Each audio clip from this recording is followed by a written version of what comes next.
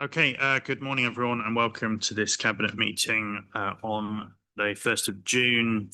And the first item is apologies for absence, and we have apologies from Councillor Toy, Councillor Withington, and Councillor Brown. And that's it. Otherwise, present. The minutes of the meeting held the 14th of April. Were there any questions on those minutes? If not, I'll propose that they are accepted. Seconded by Councillor Shires, and all of those in favour, please. That's unanimous. Thank you. We have no public questions or statements. And were there any declarations of interest or requests for dispensations as per item 4? If not, we have no items of urgent business, which was item 5. Were there any member questions at this point in time? No. Okay, item 7, we have no recommendations from Overview and Scrutiny Committee.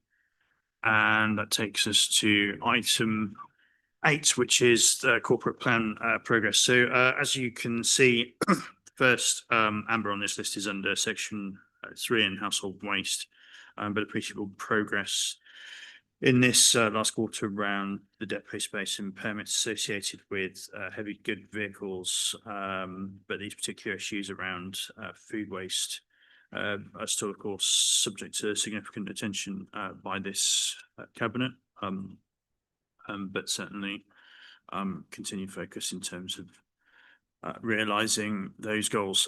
In respect of Part 6 and the rural position statement, this has been delayed really due to the lack of available resource around data analysis. There's still very much our intention to complete this work, given the longer term importance in respect of the successor authority and the position around economic growth there.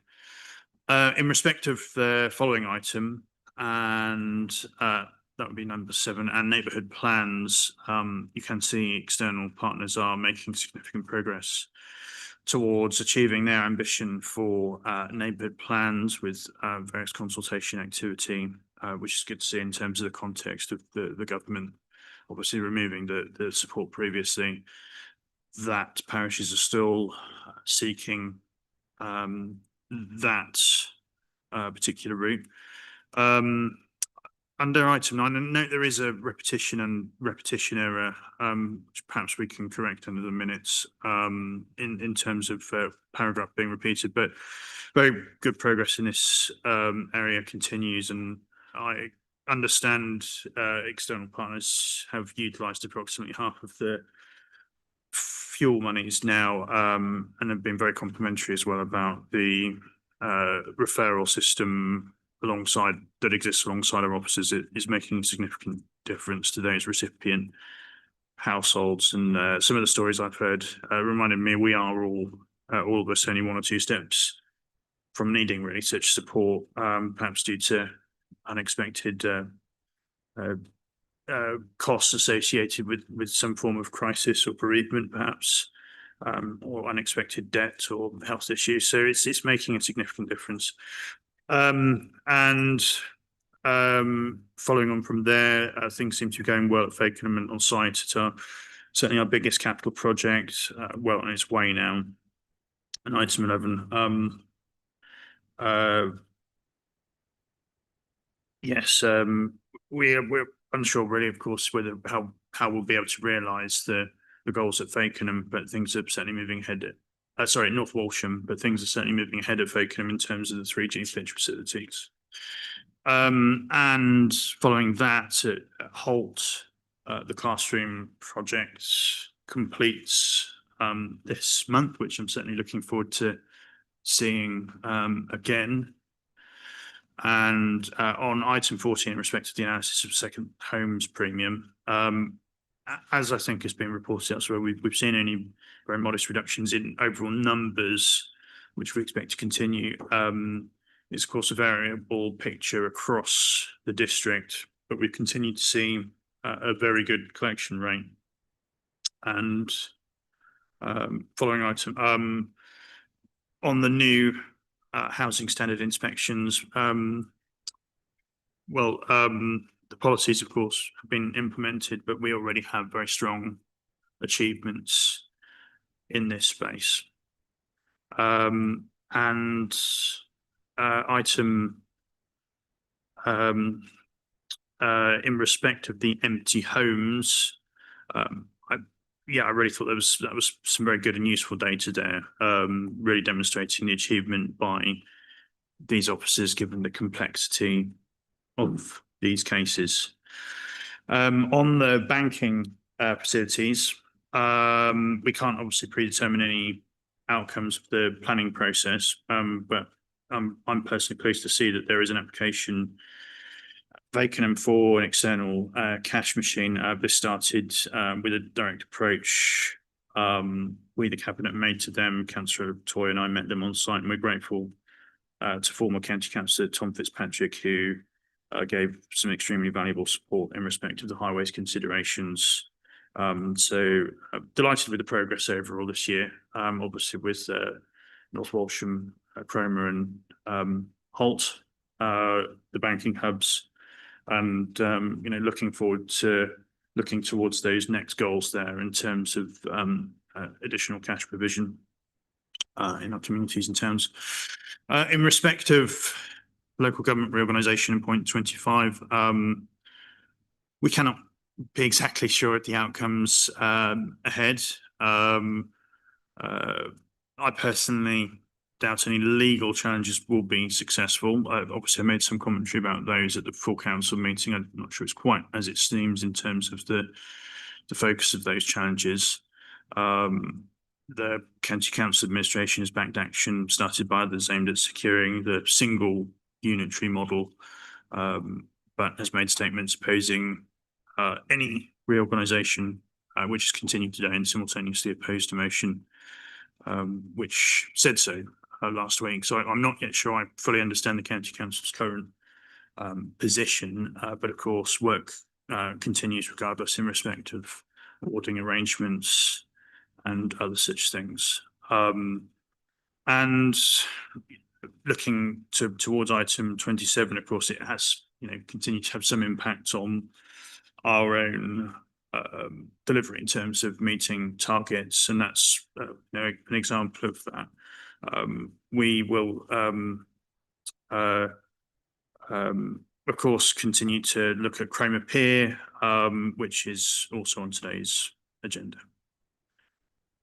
Any points anyone wanted to highlight? Any points within that report? Go ahead. Thank you, Chair. 29, tourism infrastructure assets. Yes. When will this be going public at all, the system for the process to identify proposed assets? I'm thinking parishes. When will it be applicable for them? Thank you. In some, yes. Of course, any decisions we make, Councillor Hoddle, will be considered publicly. Most of these are sort of fairly individual conversations at the moment in respect of, say, the surveyors' allotments, which of course have some conservation interest. But in terms of the tourism related infrastructure, I'm more confident now in their future as a result of the model that's been chosen. Yeah, clearly we need to ensure we're doing what we can to secure their longevity. So where we are seeking perhaps some change in terms of the governance arrangements, we will be disclosing that in due course, but a lot of that is subject to fairly obvious discussions. I think by public I meant when can one approach, when will the parishes be aware of the process more concretely? I know you've had conversations before, but I'm being asked, what are the next steps? That's what I'm asking about. Thank you. Councillor Shives wants to come in. So the parishes who have made an active effort to wish to transfer some of the assets are part of that conversation already. So the forms have been sent to those that are further along the journey. The priority has got to be, it's not just about making sure that they have the assets, it's about making sure that they can sustainably take care of those assets. And that's part of the evidence gathering that comes with the forms. So if we do have parish councils or community groups who wish to take on assets but haven't come forward yet, please start the conversation, and we will work towards where we are. I think from my understanding, North Walsham have filled out their forms about future sustainability, and that sits now with the assets team. So anyone else who's in that journey will go through the same process. Thank you. Okay. Any other questions or points? If not, then we will move on to item 9 and the councillor community grant fund. Councillor Shines. Thank you, Chair. Good morning, everybody. My opening to this is just going to be to thank councillors across the political spectrum for their engagement in that, very much so to Councillor Cushing, who sits to my right today. We proposed this when it came to setting the budget. It was unanimously agreed, and we have taken feedback from councillors informally as to where they are, what their ideas are, and that has helped shape the conversations that we have had collectively. So thank you to the councillors that were involved in the conversations, but to the officers that have worked with us on this, specifically Officer King and Officer McCallum, who have sat with us to help us make sense of where we're going, more so in a way of, we all know what we want from it, but there is some formality that has to take place in the wording that we use. So what you will see before you is the terms of reference, and the terms of reference sits to set out the scope of the fund, but it also helps us understand how that's going to be governed. So we wanted to make sure that not only did the public understand that, but we all collectively understand the governance of that. So point 7 talks about the councillor review panel, and that is page 45, and that sets out how we're going to make the decisions. And then point 8 of that talks about the role of the individual councillor in their ward, which is helpful. We've got a really easy to follow process on page 47, which I believe to be an Officer King process. He's quite good at helping us visualise things, which is very, very welcome. Appendix B on page 49 sets out the form that will be filled in, which it's my understanding that's going to be an online form. And then Appendix C shows the resource that will be available to councillors to show that they are in support of the scheme, which is what the officers will then take alongside the application form before it comes to the panel.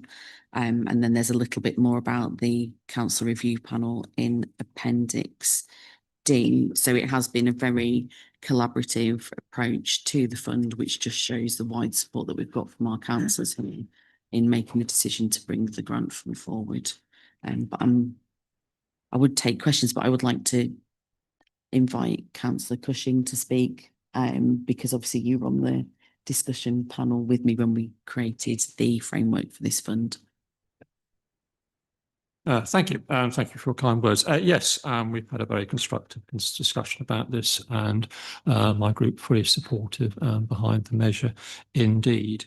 I think it will give benefit to all of our communities. I know I already have people lining up in my ward with their caps out, so to speak. So yes, it certainly will give a great deal of help. If I may, one question, if I may have back to you, is in terms of getting this going now, I'm assuming it doesn't have to go to full council, so therefore we presumably just need to notify you of the delegates from each of the groups, and then how do we actually advertise this to make sure it's actually getting underway with members? So I'll just defer to Officer Denny around whether or not this goes to full council first. It doesn't go to full council, so the decision is today. That's rather exciting. Not very many things happen quickly in local government, and this feels rather fast to have had this turned around in about 8 weeks, which is quite beneficial. Okay, so in that way, the only thing that I would wish us to just have some consideration on today Let me just get to the right page so everybody knows where we are. I'm under 7 where we've got the councillor review panel. The second line says the review panel will consist of 3 elected councillors. I think we make that just very open on what the intention is there today, so we can have some conversation on it. Because of the political makeup of the council, I would have said that we have 2 Liberal Democrat councillors and 1 Conservative councillor sitting on the panel, with an independent councillor taking one of the Liberal Democrat substitute positions to bring that balance in should it be needed. That's my intention. I don't know if anybody has got anything else that they wish to add to that.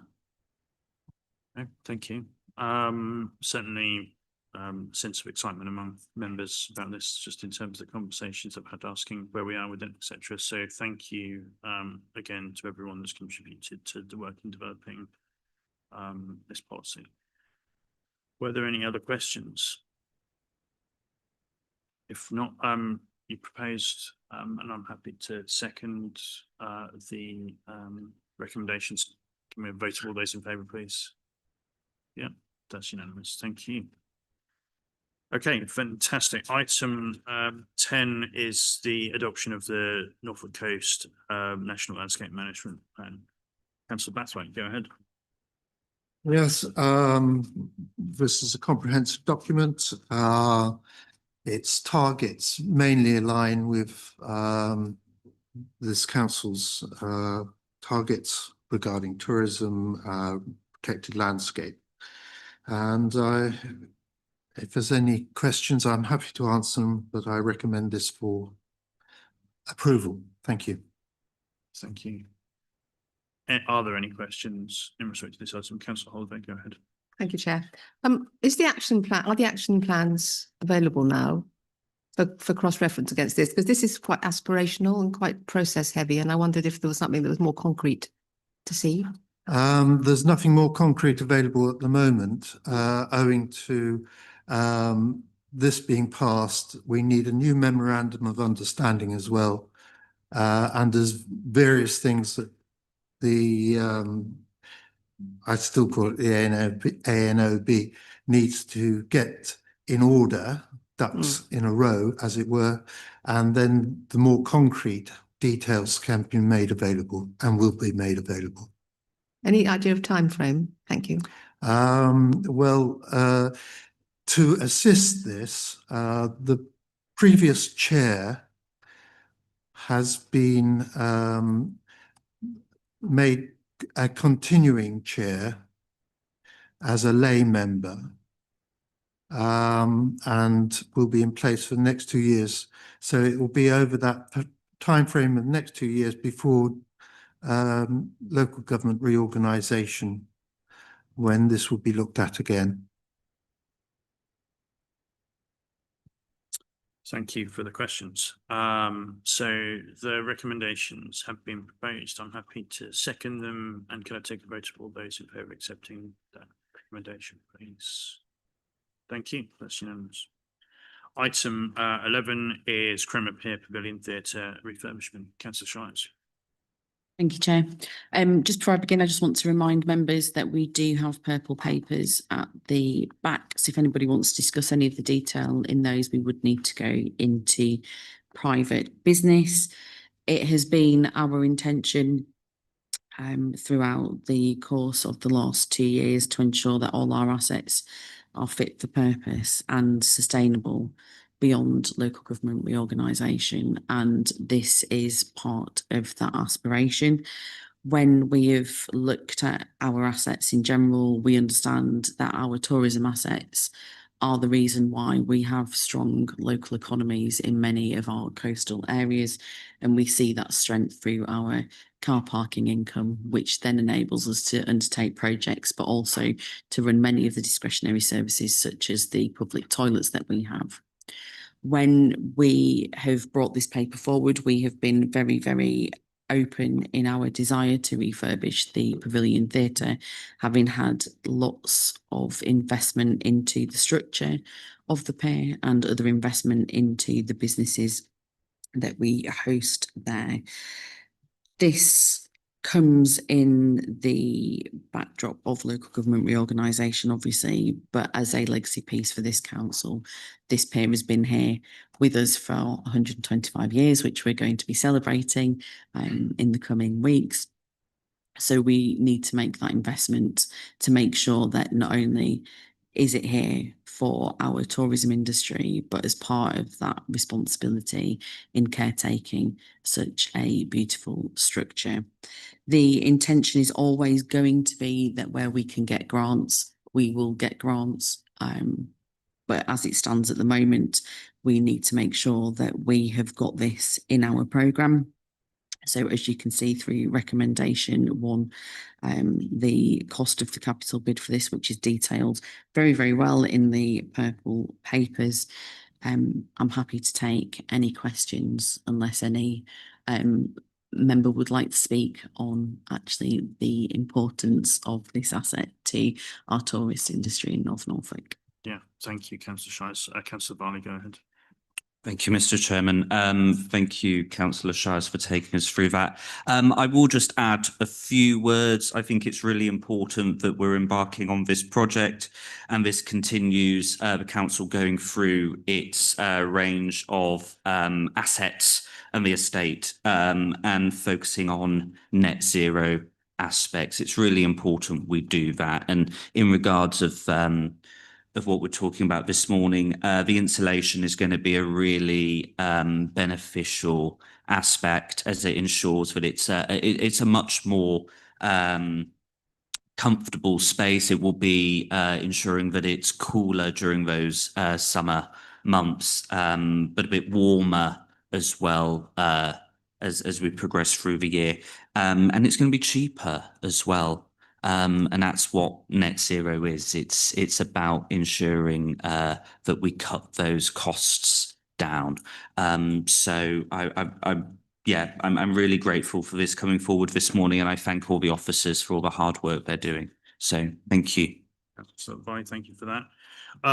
Yeah, certainly this is the missing piece really in terms of the investment we've been undertaking, obviously structurally to the piers. That work is of course ongoing and will hopefully align with this. We've completed work to the dressing rooms and much of the theatre bar area, albeit there was some value engineering in the last project which we aim to put right under this, but certainly in terms of ensuring the longevity of this magnificent structure beyond its 125th year and long into the future. This project is much needed and has been something we've aspired to do for some time. As Councillor Shires has said, yeah, the cupboards have been pretty bare in terms of the grant funds available, but should something materialise, of course, we will go it with both hands and continue to seek those opportunities. This will, of course, involve a fairly significant closure of the theatre to enable the works following the Christmas show. But of course, those of you that have sort of been to, say, a summer show and been quite warm, or perhaps been to a perhaps a sort of normal winter show, not maybe an opening night that's absolutely packed. You've perhaps experienced it being a little cold as well. So it will certainly make that visitor experience much more comfortable, but as Councillor Varley sort of highlighted, much more efficient in terms of the operation of the theatre as well. I saw an indication. Councillor Cushing, go ahead. Thank you, Mr. Chairman. Well, I heard the announcement on local news that the council intended or you proposed to make this budget allocation. So I'm looking forward to reading the papers to see what the business case was to actually justify it. And you can imagine my disbelief when I can't find any figures in there at all.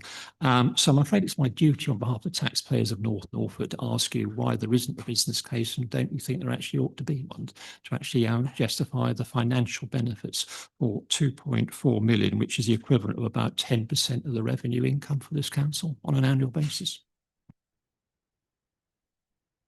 Sorry, for clarity, is it that you want to see the business case or that you don't feel the information in the report argues fairly the business case? I would like to see a financial business case to justify £2.4 million worth of borrowing, please.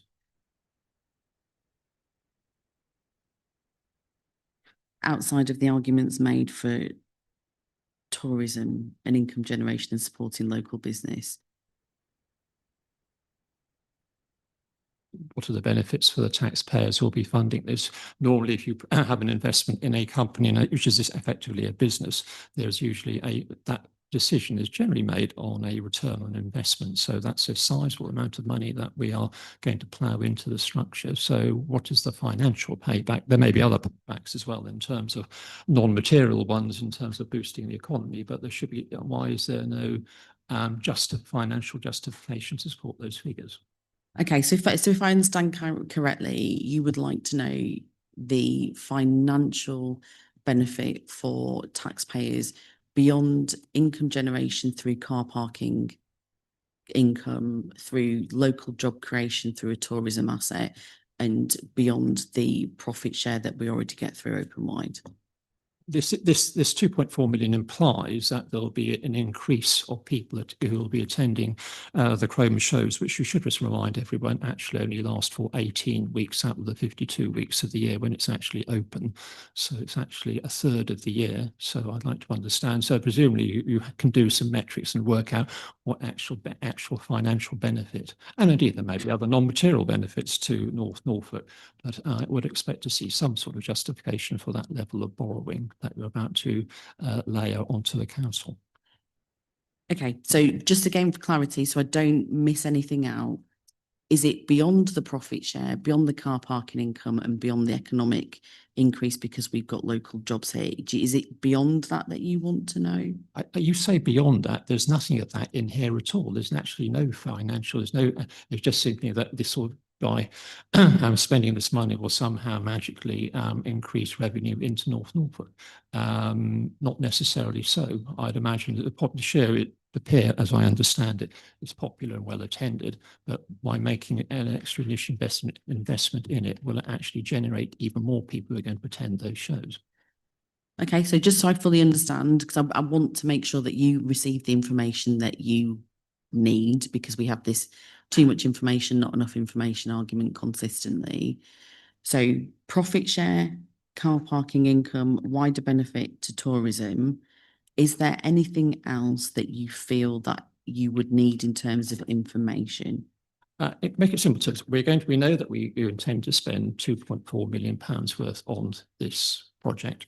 So that's the cost of it. So what actually income will be generated from spending all of that money? That's what we want. That is what the cost benefit is, Councillor Shires. Okay, no, that's totally fine. Get income on one side, you get growth on the other. So what's the other side of the equation? That's what we'd like to know. That's fine. I just need to know what information you want beyond the information that's in the report. But I'm surprised that you don't want that either. So it's not about not knowing it. That's really unfair. It's about understanding what you want, because I've sat here with you countlessly for hours, giving you lots and lots of information, and it's never been the information you want. So I'm just very, very courteously asking you what the information is that you require so I can get it to you. Well, I hope I'm courteously asking for you back, but we have a paper here which doesn't have really anything in it other than some fairly airy-fairy. I think one of the things we got down here is anticipated that the improved heating and cooling system will improve summer ticket sales. Well, there's no justification. That's just, I can say you could anticipate it won't, but there's no justification for that statement. So just saying, you're going to spend a lot of money here. We currently borrow about, what, 5.5 million as an authority. So not much in past terms, but now we're actually looking to increase that by 50%. So I don't think it's probably unreasonable to ask on behalf of taxpayers to justify that in financial terms as to why you think that is justified. Yeah, I just want to know what information you want. So I'll get the additional information on the profit share, additional information on car parking and about tourism and local economy. I just have asked, is there any other information that you would like for me to get to you before this goes to full council? Anything else that you may think of, you think which will help justify? No, it could be material or it could be non-material. That can do that. But I just think you need to have a business case to justify the spend that you're making. Because certainly if I were the administration here, that's what we would be looking to do before we brought this or indeed anything else to full council. Okay, so for clarity, profit share, car parking, local jobs, local economy, you're fine with, and anything else that I can think of. Thank you. Well, certainly the performance of these assets is all very circular, really.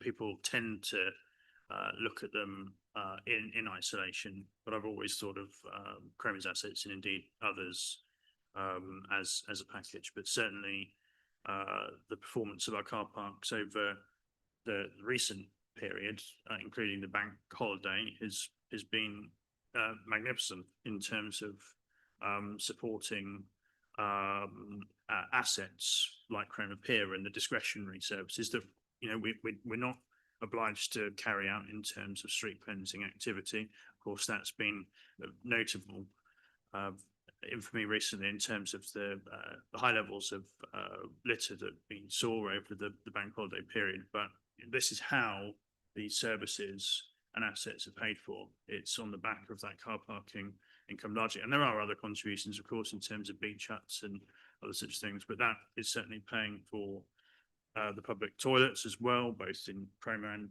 places like Beckenham, which you represent, Christopher. Councillor Vickers, go ahead.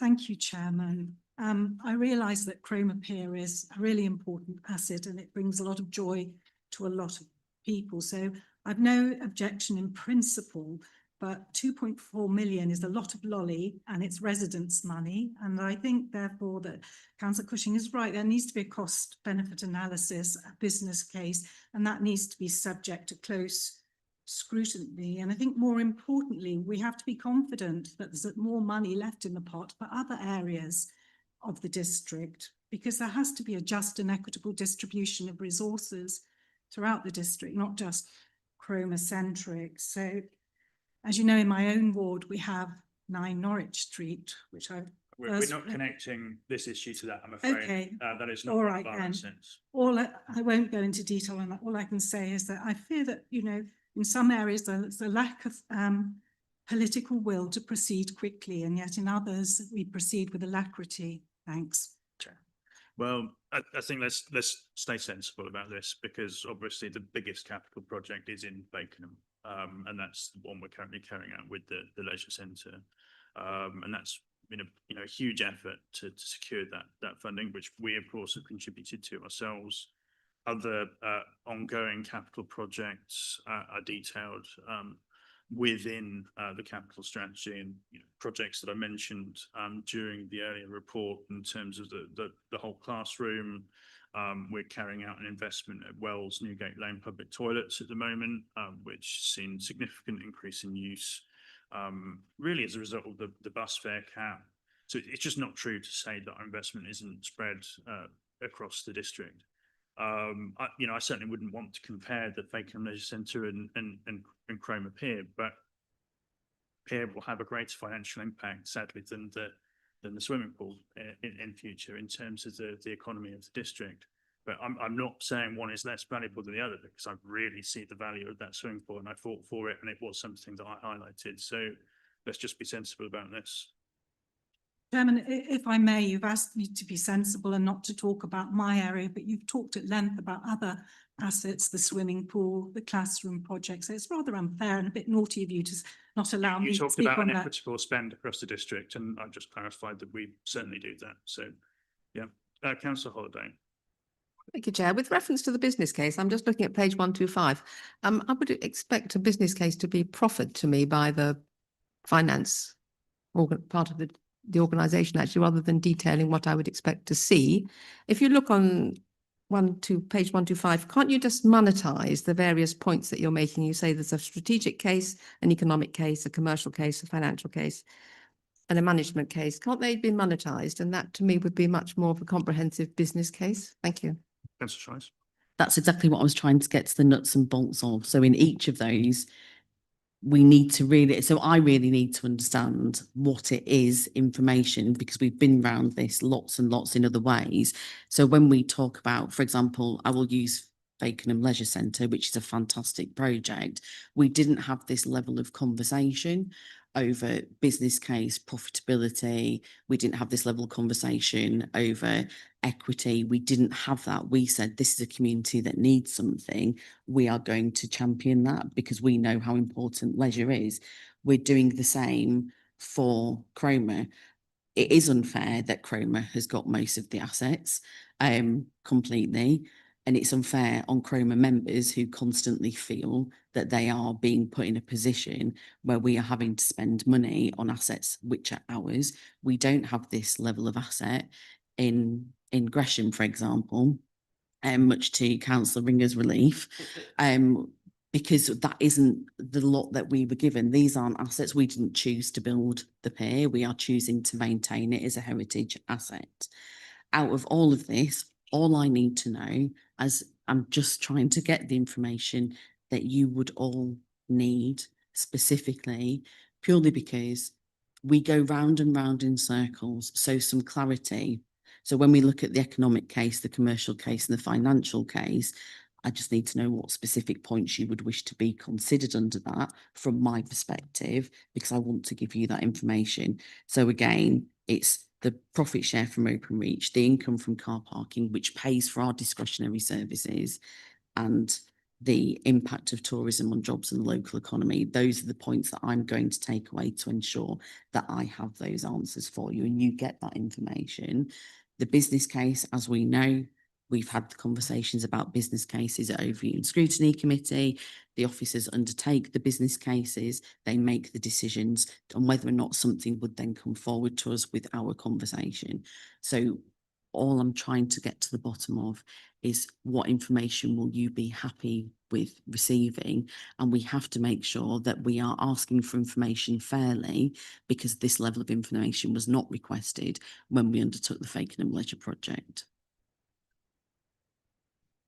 Could we not see the business case that has already been prepared then? If there is, we have had this conversation before and looking for business cases when similar proposals, albeit not for so much money, have come forward.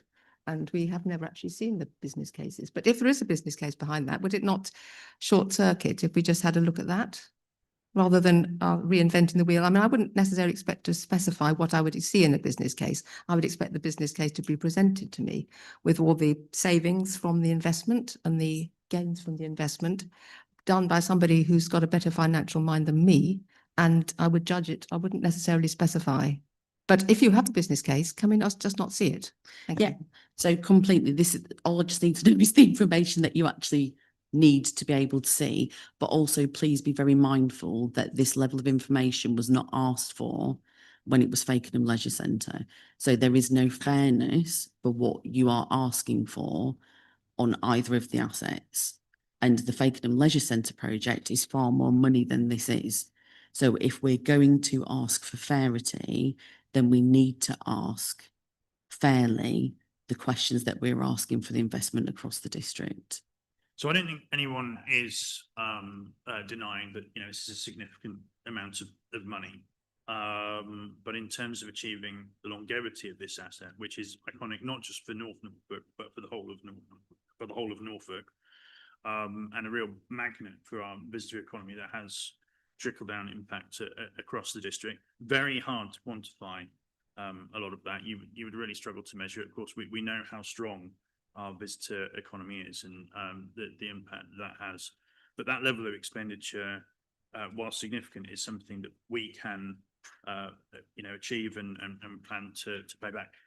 You know, of course, that's presuming we do borrow here and there isn't some sorts of external funding. But certainly, as we've said before, you know, very circular in terms of the economy of Cromer, particularly in terms of money coming off the car parks, paying for these assets and going back in. Go ahead. I'd just like to point out that the money for the Fakenham swimming pool mostly came from the government and we weren't having to borrow We did it. that. We did contribute to that. Yeah. So we did a bit, but not the full 10 million. And anyway, perhaps the whole problem will be solved. I mean, I'm not doubting that the pier is a fantastic thing and it's obviously wonderful to the district.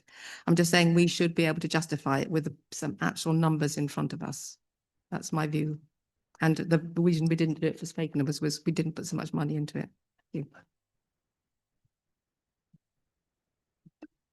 So to address the issue in front of you, this is a proposal that's made by the administration, an investment in Cromer Pier and improving particularly the Pavilion Theatre. There is a degree of choice in this matter, and that is for the council and cabinet at this stage to decide.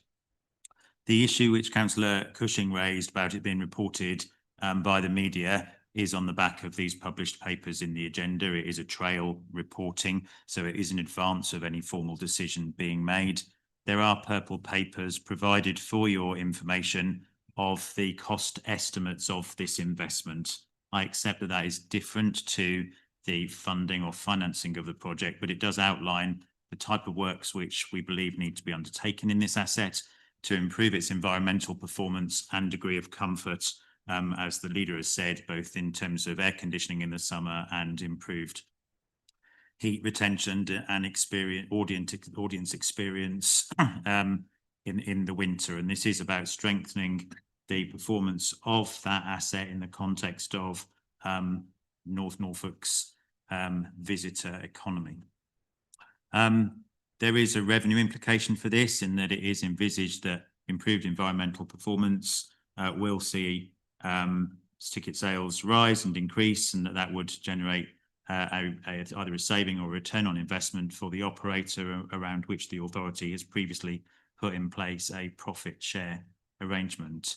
And whilst it is absolutely appropriate to question the motivation and decisions behind this proposal as detailed on page 125 of the public agenda, the examples quoted around the decision previously made to fund the Fakenham Swimming Pool and Leisure Centre with regeneration funding from central government is fact. What isn't addressed in that way, though, in the context of the comments that have been made, is the revenue implications of that contract, because that is going to increase the revenue expectation and draw on this council's budget in the medium to longer term, or in terms of any successor authority in terms of local government reorganisation. So this does involve choice. They are a choice. It's a choice which will need to be set in the context of other decisions which the authority has made. We have provided funding, as the leader has said, to a programme of public toilet renewal and regeneration in locations across the district, east, west and central. We did most recently invest in a significant amount of money in an enabling infrastructure at Fakenham Bypass to open up land for new housing and commercial development. So I see this project in the context of a wider investment programme that the authority makes over time, alongside affordable housing, where we've similarly made significant capital investments in supported housing at Fakenham in Meadow Walk, and currently at Stalham in terms of Albion Court, which there's a topping out ceremony for later this week. So the paper is put in front of you in terms of the ambition of the administration to continue investing in this asset which is owned by the district council. We have a duty and responsibility to maintain that asset, and this seeks to protect and strengthen that asset in advance of local government reorganisation, where there will be continued pressure on public service budgets in the future. I hope that's helpful. Yeah, thank you, Chief Executive. So yeah, certainly we've had a good discussion on this, but this is a really positive outcome for the peer in terms of the position before the successor authority comes into being. And certainly this investment will contribute to longevity of that magnificent structure for many years to come, and certainly in terms of its economic operation and the operation of the theatre, the bar, etc. But the wider economy of North Norfolk. So, presuming the recommendations were proposed, and I'm very happy to second them. Can I take a vote of all of those in favour, please? That is unanimous. Thank you, everyone. So we have no reason to exclude press and public. We've avoided dropping into private business as per item 13 in respect of this item, where a lot of financial detail was included. So therefore we can close today's meeting. Thank you, everyone.